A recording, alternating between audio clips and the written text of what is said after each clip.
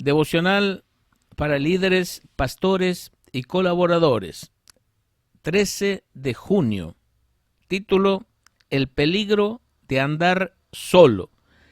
Dice Proverbios 18:1 en la versión La Biblia de las Américas: el que vive aislado busca su propio deseo. Contra todo consejo se encoleriza. Uno de los desafíos que presenta la responsabilidad de ser líder es saber cómo manejar a la soledad, el peso de discernir los propósitos de Dios para el pueblo y conducirlo por el camino que permitirá el cumplimiento de ellos reposa en última instancia sobre los hombros de quien ha sido llamado a esta función. Aunque puede estar rodeado de consejeros y colaboradores, la responsabilidad final es exclusivamente del líder, y esto inevitablemente hará que en algunas funciones el líder esté solo. Tal fue la soledad de Moisés, que tuvo que interceder solo por el pueblo que se había prostituido con el becerro de oro. Del mismo modo, nuestro Señor Jesús vivió solo su angustia cuando estuvo en Getsemaní. Quizás la falta de sensibilidad al enorme peso que reposaba sobre los hombros del Maestro es lo que finalmente hizo que los discípulos se quedaran dormidos. Existe una clase de soledad, sin embargo, que no viene con el puesto, sino que es la manifestación de nuestra naturaleza caída. Es a esta condición que alude el autor de Proverbios en el texto de nuestro devocional. La traducción en lenguaje actual traduce de esta forma el versículo: el que es egoísta solo piensa en sí mismo y no acepta ningún consejo. Inmediatamente nos damos cuenta a qué se refiere el texto, pues vemos cotidianamente las manifestaciones del egoísmo, y no solamente en los demás, sino también en nuestras propias vidas.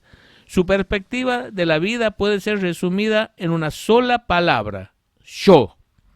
En todo momento, el único tema que le interesa al egoísta es su propia persona. Habla de sí mismo, se sirve a sí mismo y trabaja solamente para el beneficio de sí mismo. Me gusta la traducción de la Biblia de las Américas porque capta la sutileza del egoísmo. El vivir aislado es asumir una postura en la vida donde evito entrar en contacto con los demás. Entendamos bien que aquí no se hace referencia al aislamiento del que vive en una región remota del país o en el campo. Es más bien una separación que resulta del deseo de evitar relaciones significativas con otros, sabiendo que esta clase de relaciones naturalmente conducen a intercambios transformadores.